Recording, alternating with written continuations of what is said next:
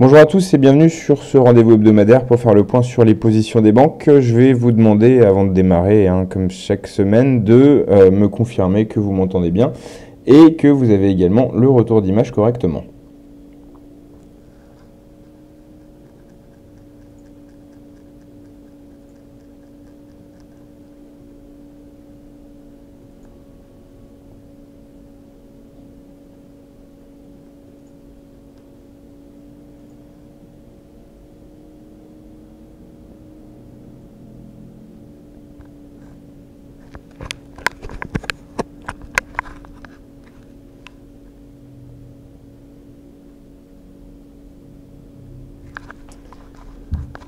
Ok, très bien. Alors j'ai des retours qui me confirment que vous m'entendez, donc on va pouvoir démarrer. Donc je rappelle pour ceux qui sont, je rappelle de quoi on parle, pour ceux qui sont pas habitués à ce webinaire qu'on fait tous les lundis à 16 heures.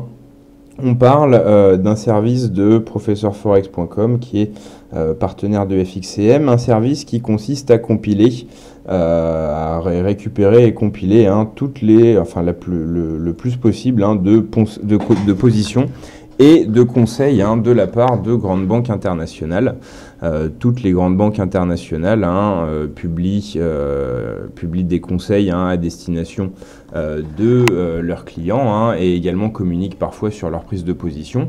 Ce qu'on fait dans ce portefeuille des banques, c'est compiler et suivre ces positions pour pouvoir offrir justement un service de signaux de trading basé sur les conseils et les positions des banques. Donc ce qu'il faut savoir, c'est que c'est rarement de l'intraday, c'est la plupart du temps des positions de swing trading de moyen terme, voire de long terme.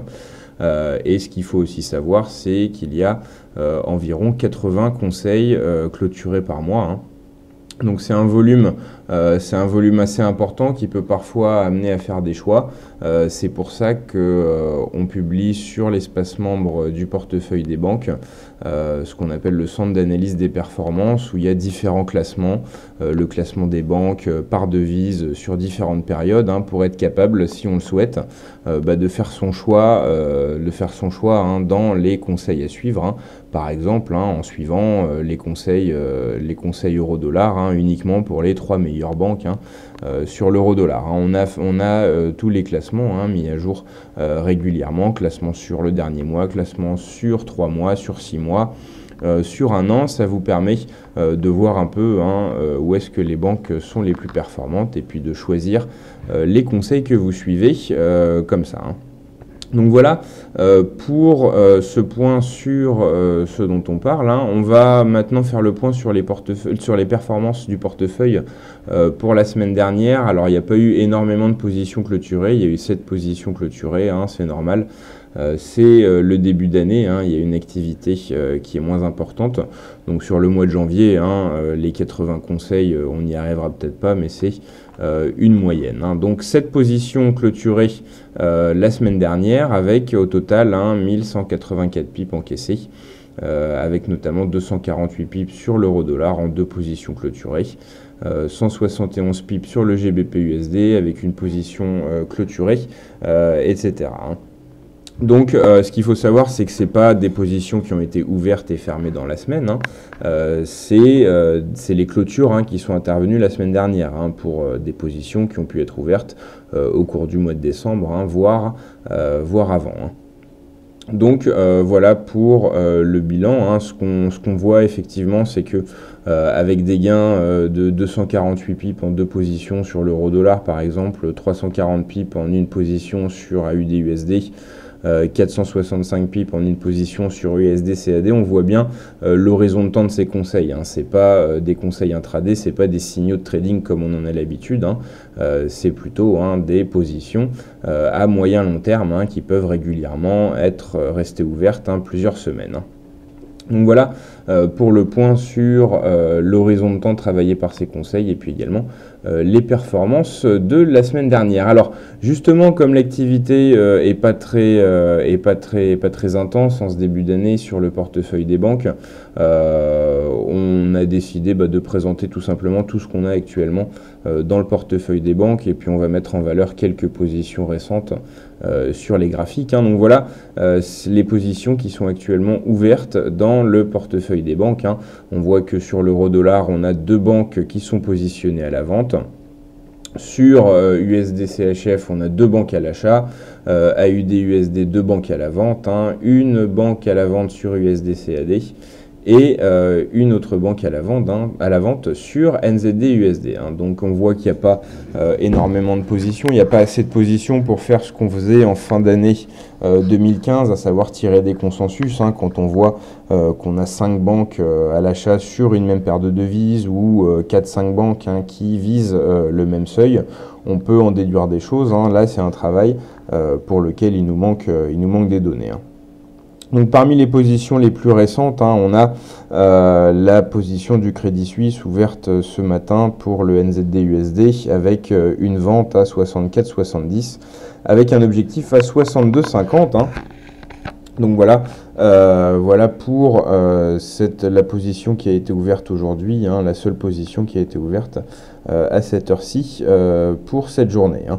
La semaine dernière, il y a également eu une position vendeuse à UD-USD qui a été ouverte par Crédit Suisse avec un cours d'entrée à 68,80 et des objectifs et des stops, hein, qui ne sont pas encore définis, hein. Souvent Crédit Suisse fait ça, hein, mais un ordre et puis ensuite, hein, il revient pour fixer un stop et un objectif.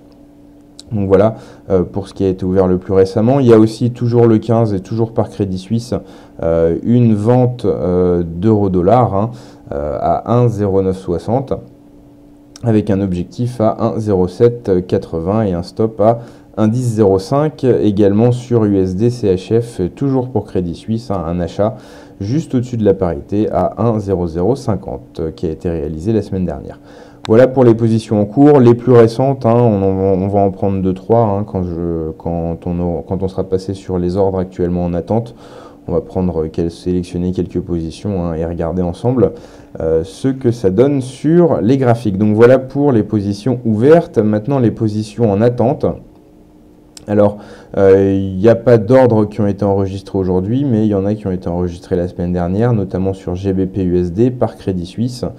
Donc un ordre limite de vente à 1,4550. La banque attend une remontée, hein, à 1,4550 pour se positionner à la vente avec un objectif à 1,4405 et un stop à 1,4605. Également enregistré la semaine dernière pour Crédit Suisse, hein, un ordre limite d'achat sur USD-CAD avec un cours d'entrée à 1,4290, hein, donc la banque attend une correction à 1,4290 pour pouvoir se positionner à l'achat et visera dans ce cas, hein, les 1,4650 avec un stop à 1,4170.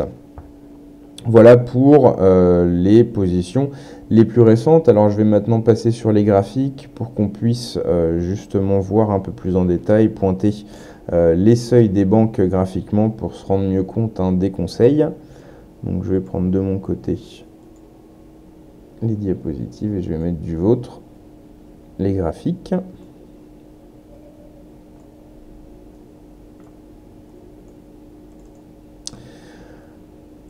Voilà, alors on avait pour l'euro-dollar qu'on a sous les yeux, hein, on va se placer en données horaires. Voilà, avec donc c'était une position qui a été ouverte le 15 janvier par Crédit Suisse, 1,0960 le cours d'entrée. Je vais effacer un peu les seuils qui sont marqués à l'écran, hein, pour qu'on garde que les cours d'entrée, stop et limite de la banque.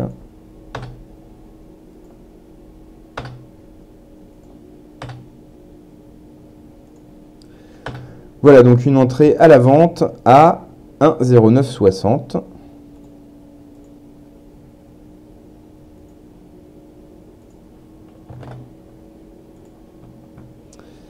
Avec un objectif à 1,0780.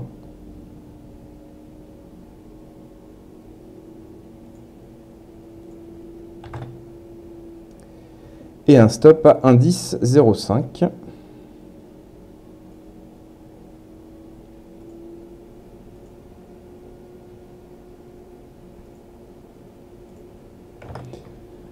Voilà, donc là on a une position de court terme, hein. On voit bien que sur une journée volatile, hein, ça pourrait presque être de l'intraday, hein.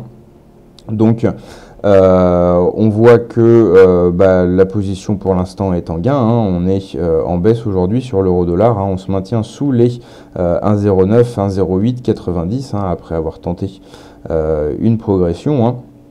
Et avec une entrée à 1,0960, hein, on est donc en gain de plus 70 pips actuellement. On est quand même assez loin de l'objectif, hein, plus de 100 pips, donc il peut se passer pas mal de choses, d'autant plus qu'on a vu récemment avec les plus bas du 13 janvier et du 8 janvier, hein, que le seuil des 1,08 constitue un support important, hein. Donc peut-être que l'objectif à 20 pips sous les 1,08, hein,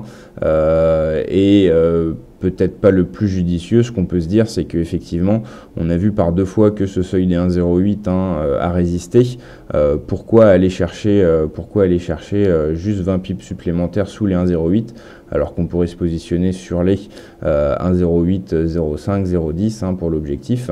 Avoir un ratio de risque, hein, qui reste tout à fait acceptable, et avoir quelque chose qui a une probabilité plus importante de se réaliser d'un point de vue graphique, hein, si on se base sur les évolutions récentes, hein. Donc voilà la petite critique qu'on pourrait apporter à cette position, un objectif peut-être un peu trop ambitieux, hein, sur la cassure des 1,08 qui n'a pas été réalisé lors des dernières tentatives, mais bon, pour l'instant cette position reste en gain, et on a un stop à 1,10,05, hein. Donc là effectivement c'est le test des 1,10, hein. La banque considère que si on va tester les 1,10, hein, le scénario baissier sera remis en cause. Voilà pour cette position euro-dollar ouverte donc la semaine dernière.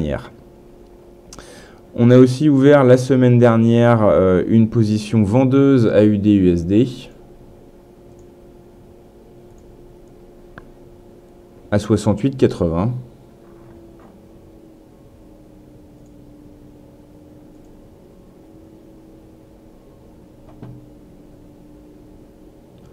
Voilà donc un seuil sur lequel on est actuellement, donc une position qui est pour l'instant à l'équilibre.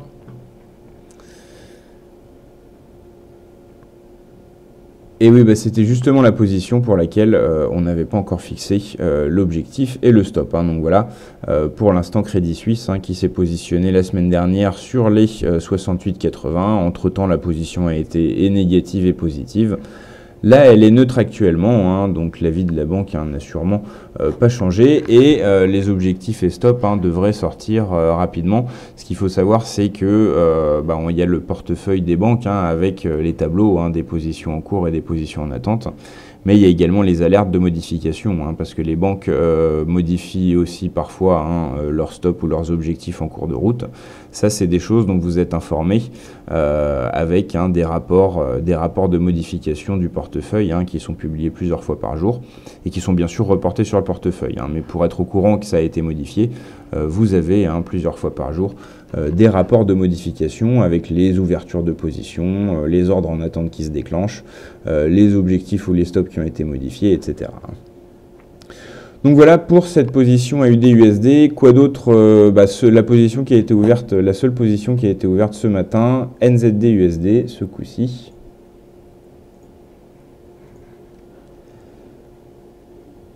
Avec un cours d'entrée à 0,6470.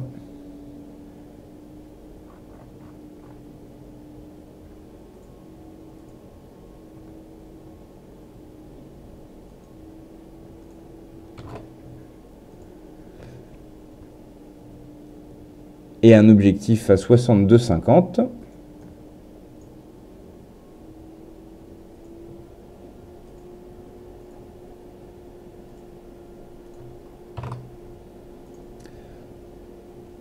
Et un stop à 65,40.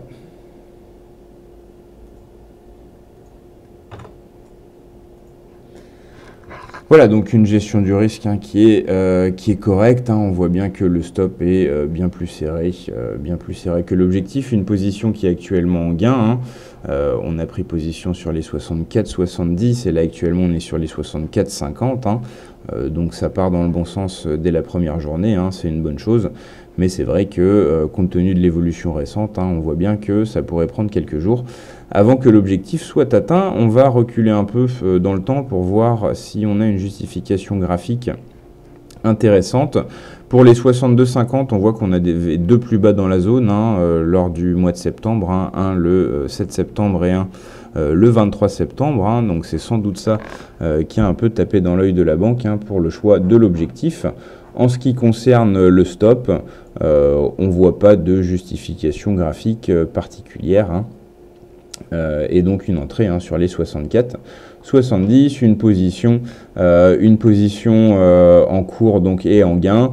Et compte tenu de l'objectif, hein, disons que la suivre avec du retard, hein, ça change pas grand-chose, hein. Là, ok, il y a 20 pips dans le bon sens, hein, qui sont passés, mais c'est quand même un objectif, à plus de 200 pips, hein. Donc effectivement, c'est acceptable, hein, de la suivre avec du retard. C'est l'intérêt aussi des conseils, hein, de moyen terme, hein. On peut décider que les seuils d'entrée des banques, hein, sont un peu trop ambitieux, suivre le conseil qui se réalise et puis le suivre en cours de route, hein, pour également changer les objectifs ou les stops, hein. Ça, c'est quelque chose, hein, que vous êtes libre de faire. J'en profite pour dire que certaines personnes ne sont pas intéressées, hein, par les signaux de trading à suivre de façon mécanique en plaçant l'entrée, le stop et la limite. C'est pas le seul intérêt, hein, de ce service, de ce portefeuille des banques. Déjà, comme je l'ai évoqué, quand il y a un volume de positions intéressant, on peut tirer des consensus. On peut voir déjà s'il y a des consensus sur le sens sur une paire de devises parmi les banques et également s'il y a des consensus sur les seuils. Ça, c'est peut-être encore plus intéressant, hein, voir si plusieurs banques repèrent le même seuil en tant qu'objectif, point d'entrée ou limite, hein, ou stop, pardon.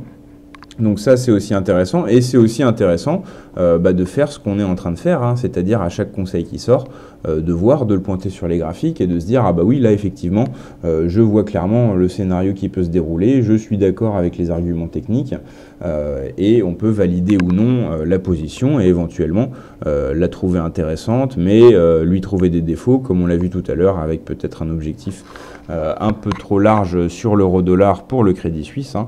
Donc on peut aussi s'en servir comme ça, on peut s'en servir comme d'une simple béquille ou comme d'un outil d'analyse ou comme d'un outil de signaux de trading, hein, du coup de swing trading moyen terme. Voilà pour les trois positions en cours, hein, les plus récentes. On va voir quelques positions en attente. Donc la plus récente, c'est une position en attente du Crédit Suisse pour USD CAD.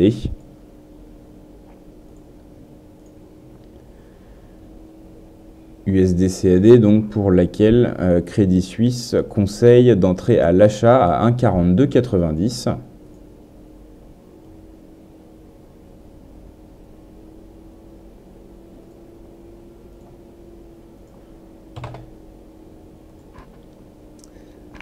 Avec un objectif à 46,50.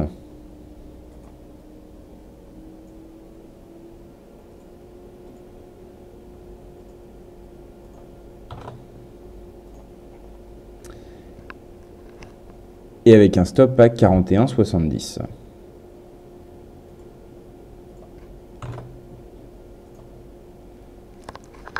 Voilà, alors ce qu'on peut dire là, c'est qu'effectivement on est monté déjà proche de l'objectif de la banque. On a testé les 1,46 récemment.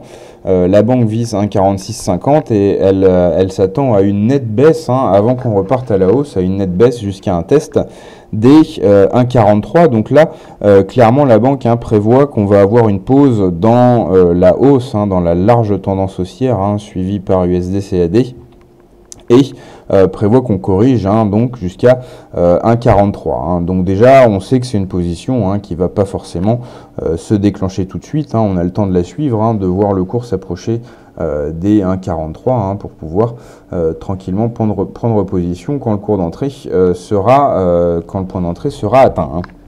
Mais ce qu'on peut aussi se dire, c'est que c'est un indice hein, pour les traders de plus court terme, hein, parce que là on parle de swing trading moyen terme hein, sur le portefeuille des banques, mais rien n'empêche de pratiquer hein, plusieurs horizons de trading en même temps. Donc ceux qui utilisent le portefeuille des banques plus comme une béquille que comme un outil de signaux, hein, pourrait se dire, ah bah voilà, là ça peut peut-être être une idée à creuser, hein, une pause dans la tendance de USD-CAD hein, qui pourrait créer des opportunités baissières sur la paire à court terme. Hein, c'est en tout cas ce que prévoit Crédit Suisse hein, en conseillant d'attendre une baisse à 1,43 pour se positionner. Hein.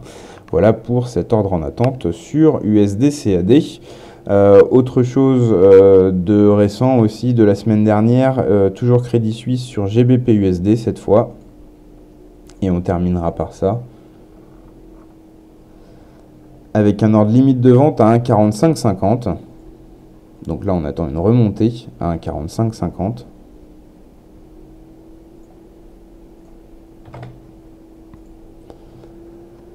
Un objectif à 44,05.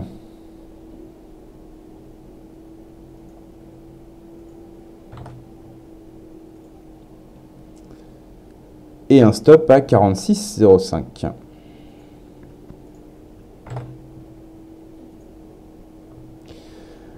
Voilà, donc là, bon, on voit que ça, c'est quelque chose qui mettra du temps à se développer. Hein. Là, on est toujours clairement dans une tendance baissière sur GBP-USD. Ça se poursuit bien en ligne droite. Hein. Là, pour qu'on remonte à 1,46, pour qu'on remonte à 1,4550, pardon, le point d'entrée, c'est ça. Faut vraiment qu'il se passe quelque chose hein, dans la tendance. Faut vraiment qu'on ait le contexte graphique qui change hein, pour qu'on arrive à remonter sur le point d'entrée des 1,4550. Donc là, on voit que bon, il y a pas mal de choses qui peuvent se passer. C'est peut-être pour l'instant plus à considérer comme une vague idée de trading hein, que comme réellement un ordre, hein, parce que c'est vrai que compte tenu de la qualité de la tendance actuelle sur GBP-USD, et compte tenu de l'éloignement du point d'entrée, hein, là c'est vraiment présumé qu'il va se passer une modification profonde hein, de la tendance, en tout cas en données horaires hein, sur les graphiques qu'on voit, pour qu'on puisse atteindre le point d'entrée hein, et ensuite on visera les 44,05 hein, donc la banque vise même pas sur une accentuation de la tendance hein. La banque là elle a l'air de jouer la fin de la tendance baissière hein, sur GBP-USD en prévoyant une remontée à 45,50 et une baisse, mais une baisse qui ne va pas aller chercher de nouveau plus bas, hein, une baisse qui va se contenter d'aller sur les 1,44 hein, et peut-être qu'à partir de là, la banque hein, commencera à envisager des scénarios haussiers. Hein. Donc voilà pour les quelques positions qu'on avait à mettre en lumière cet après-midi. Hein. On a donc maintenant terminé hein, de faire le point sur ce qu'il y a dans le portefeuille des banques. Hein, donc pas quelque chose de très dense en ce début d'année. Je vais simplement rappeler hein, que c'est un service qui est accessible gratuitement pour un an pour l'ouverture d'un compte FXCM hein, et que vous pouvez également hein, le tester gratuitement pour 7 jours en vous inscrivant hein, sur notre site. Hein. Donc voilà, et sinon on se donne rendez-vous tous les lundis à 16 h pour refaire le même point et également hein, sur YouTube, sur la chaîne YouTube de DailyFX où l'enregistrement de ce webinaire est publié peu de temps après qu'il soit achevé. Hein, voilà. Je vais vous souhaiter à tous une très bonne après-midi, très bon trading hein, si quelques-uns parmi vous hein, sont toujours sur le marché à cette heure de l'après-midi. Et on se donne donc rendez-vous la semaine prochaine à 16 h.